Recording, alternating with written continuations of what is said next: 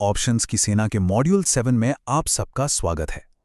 इस बार हम दो ऐसे ग्रीक्स के राज खोलने वाले हैं जो अक्सर पर्दे के पीछे रहकर काम करते हैं और ट्रेडर्स को या तो जबरदस्त मुनाफा दिलाते हैं या फिर एक अनएक्सपेक्टेड लॉस। जी हां, हम बात कर रहे हैं वेगा और गामा दी। चलिए बिना देर किए सीधे शुरू करते हैं। जरा एक सिचुएशन सोचिए, बहुत ही कॉमन है लेकिन उतनी ही फ्रस्ट्रेटिंग भी। बजट का दिन है। एक ट्रेडर ने बिल्कुल सही अंदाजा लगाया कि मार्केट ऊपर जाएगा और मार्केट गया भी। लेकिन दिन के आखिर में जब उन्होंने अपनी पोजीशंस देखी तो उसमें लॉस था। अब सवाल यह है कि ऐसा कैसे हो सकता है? डायरेक्शन सही फिर भी लॉस। यही पहेली आज हम मिलकर सुलझाने वाले हैं। इस बजट डे की पहेली के पीछे जो असली गुनहगार हैं वो हैं वेगा और एक बहुत ही पावरफुल कॉन्सेप्ट जिसे कहते हैं आईवी क्रश। चलिए अब समझते हैं कि आखिर ये हैं क्या और ये काम कैसे करते हैं। बहुत ही सीधी सादी भाषा में समझें तो वेगा आपके ऑप्शन के प्रीमियम का वॉलेटिलिटी मीटर है।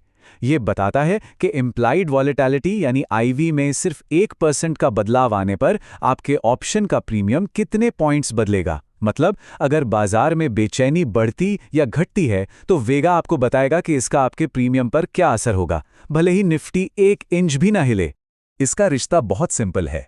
ऑप्शन बायर्स के लिए वेगा एक दोस्त की तरह है, मतलब आईवी बढ़ने से उन्हें फायदा होता है, और वहीं ऑप्शन सेलर्स के लिए वेगा एक दुश्मन है, यानी आईवी बढ़ने से उन्हें नुकसान होता है।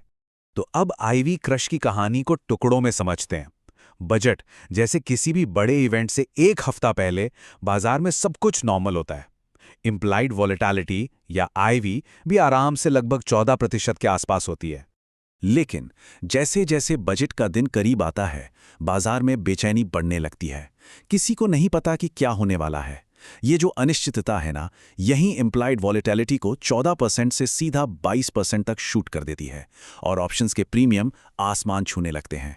और फिर जैसे ही अनाउंसमेंट होती है, सारी अनिश्चितता, सारा सस्पेंस खत्म हो जाता है। बाजार को पता चल जाता है कि क्या हुआ है और आईवी अचानक 22% से क्रैश होकर वापस 13% पर आ जाती है। बस इसी तेज गिरावट को आईवी क्रश कहते हैं। तो अब वापस उस ट्रेडर पर आते हैं। उनके साथ असल में हुआ क्या? चलिए हिसाब देखते हैं। निफ्टी 100 पॉइंट्स ऊपर गया तो डेल्टा ने तो उन्हें 3750 रुपए का मुनाफा दिया। डायरेक्शन तो सही था, लेकिन आईवी क्रश ने पूरा गेम ही पलट दिया। वोलेटिलिटी 9% गिरी और 8 के वेगा ने एक झटके में 5400 रुपए का नुकसान करा दिया। तो नतीजा क्या निकला? सही डायरेक्शन के बावजूद 1650 रुपए का नेट लॉस। यही है आईवी क्रश का असली खेल। तो सवाल ये है कि इस आईवी क्रश की समस्या से बचे कैसे? क्या इसका कोई इलाज है? बिल्कुल है, और इसका समाधान है अपनी स्ट्रैटेजी को थोड़ा सा स्मार्ट बनाना। चलिए देखते हैं कि ट्रेडर्स खुद को कैसे प्रोटेक्ट कर सकते हैं। इसका सबसे सीधा और असरदार समाधान है स्प्रेड्स का इस्तेमाल करना। यहां देखिए, अगर कोई ट्रेडर एक नेकेड कॉल खरीदता है तो उसका प्रीमियम भी ज्यादा जाता है और वेगा का रिस्क भी बहुत ज्यादा होता है। लेकिन अगर वो एक बुल कॉल स्प्रेड बनाता है तो उसका नेट प्रीमियम भी कम हो जाता है और वेगा एक्सपोजर +8 से घटकर सिर्फ +2 रह जाता है।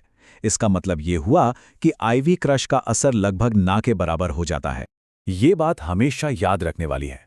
इवेंट्स के दौरान जब आईवी पहले से ही आसमान पर हो तो नेकेड ऑप्शंस खरीदना आईवी पर एक जुआ खेलने जैसा है।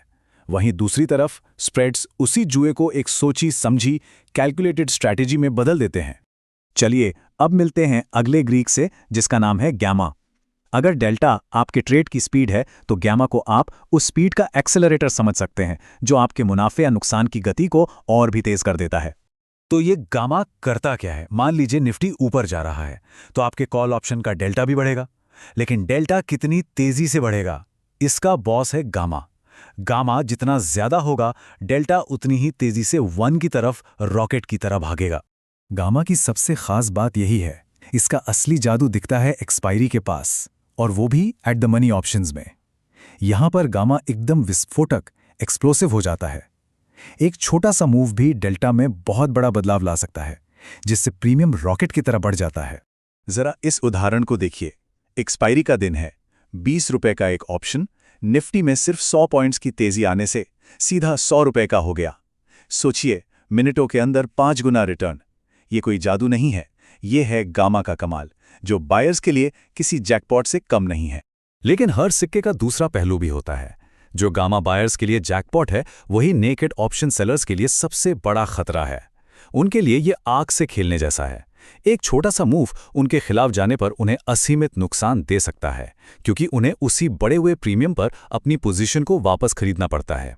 अब तक हमने इन ग्रीक्स को अलग अलग समझा है, लेकिन असल ट्रेडिंग में ये सब एक टीम की तरह एक साथ काम करते हैं। तो चलिए अब इन चारों को एक साथ एक ही ट्रेड पर लागू करके पूरी तस्वीर को देखते हैं। तो चलिए अब इन सबको एक साथ देखते हैं। मान लीजिए किसी ने एक निफ्टी कॉल खरीदी है। अब उस एक पोजीशन पर डेल्टा आपको डायरेक्शनल मूव का फायदा दे रहा है। थीटा समय के साथ हर दिन आपके प्रीमियम को थोड़ा थोड़ा खा रहा है। वेगा आपको वॉलेटिलिटी में होने वाले बदलावों के लिए तैयार कर रहा है, और गामा आपके डेल्टा को और तेज कर रहा है। ये चारों ताकतें हर पल एक साथ काम करती हैं।